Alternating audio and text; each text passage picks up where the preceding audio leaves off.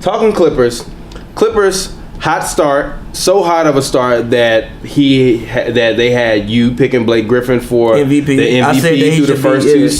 I didn't pick up MVP. I said that he should get votes though. For the first no, you said Blake is your MVP for the first 2 weeks. He was. But since then, the Clippers are 1-9 in their last 10 games. They've lost 7 in a row. They'll win tonight. There's rumors that Doc might be getting fired. They'll win tonight. And the Clippers are 5-9 right now. So continue to talk about the Clippers. Go ahead.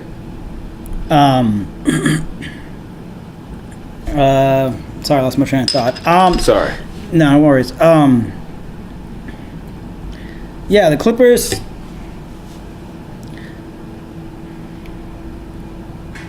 This is typical of the Clippers. You know, like they're just. I don't know. I kind of feel bad for the Clippers because they're just. It's always been, you know, they're the stepchild essentially. Like it's a Laker town. Go ahead. To me, I think the Clippers are like the Raptors. You want to hang on to the best stretch in your franchise history. Blake Griffin is gonna go. When Chris Paul left, honestly, it was time to completely rebuild, break the whole thing down, completely rebuild. Don't re-sign Blake. Find someone with a DJ to go, completely rebuild. But you don't want to go back. Listen. But you don't want to go back to being the doormat of the NBA, which you were for so long. The Clippers were where you get sent to die for so long. This is the best stretch in your franchise history, and Blake Griffin is by far, without a doubt, the best player. Well, he will go down as the best. Chris Paul is the best player in his franchise history, but he will go down, Blake Griffin, as the best player in his franchise history. He will be number one in every single statistical category by the time he retires, and he will be, if I'm not mistaken, the Clippers don't have a jersey in the Raptors, and if they do, it's probably somebody from Buffalo or something like that. Buffalo or San Diego. He will be the first LA Clipper that you have in the Raptors, and that means something. And they're trying to hold on to the best stretch in their franchise history.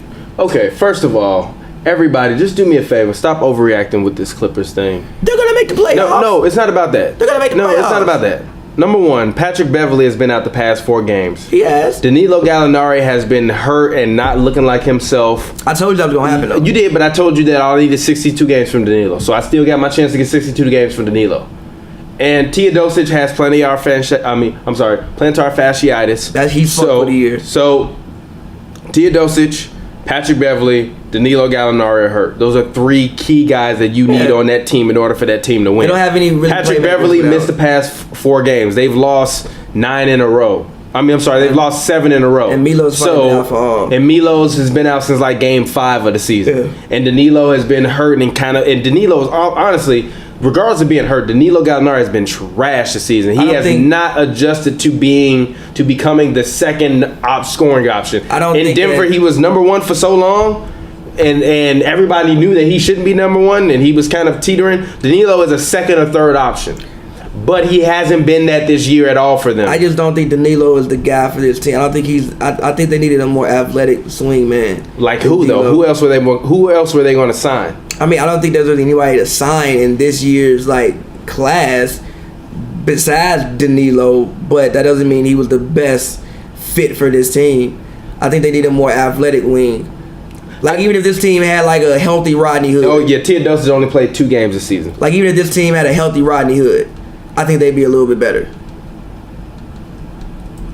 Yeah, honestly, they should. Honestly, I would. If I'm the Clippers, why not go out and try to get Rodney Hood? And if I'm the Jazz, I hang up that fucking phone. Why?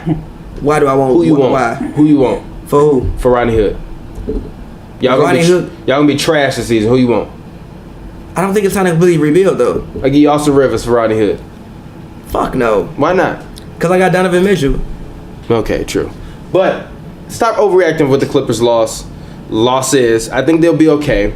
I still think Blake has to learn how to become the guy. Blake has to get a killer instinct and not dribble the fuck out the ball. He just has to learn how to become the guy. Look, it's 14 games. They've been on a slide. Their point guard has been hurt. Their number 2 option, Danilo, is only averaging 12.8 points a game this season. For instance, over the last 4 games, Blake has taken, if I heard Bruce Bowen right last night on air, they said over the last 4 to 5 games, Blake has taken 7 threes a game.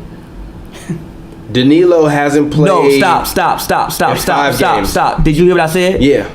There's never a time in life I want Blake Griffin taking 7 threes. I disagree with that. You are no. First of all, Blake, you don't shoot. I told you, you don't shoot. You don't shoot like Porzingis. You don't shoot like Porzingis. Blake is shooting 34.9% from the 3-point line. I don't want you take it. That don't mean you take 7 a game. Yes. No, it doesn't. Blake's field goal percentage as a whole is 42. It's 42. That don't mean you take 7 threes a game. That mean when Blake is on the block, who the fuck can stop Blake on the block besides Draymond Green? Yes, but he has to do that to expand his game. That's cool. You don't need 7. Yeah. Take How many 3 to he 4. needed? 3? 3 to 4.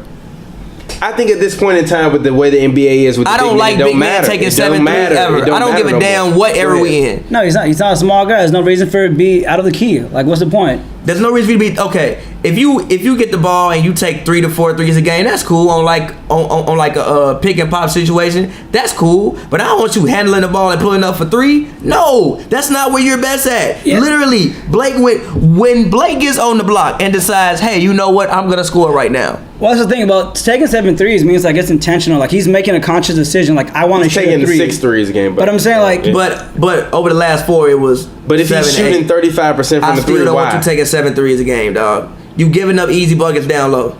I'm more so worried about Blake giving up 2.8 turnovers a game than I am about his threes. He's gonna turn the ball over because he has the ball in his hand so much. but when he shoots a 3, who's gonna get the rebound? DeAndre, fucking the guy leading the league in rebounder right now, or number 2 in rebounder.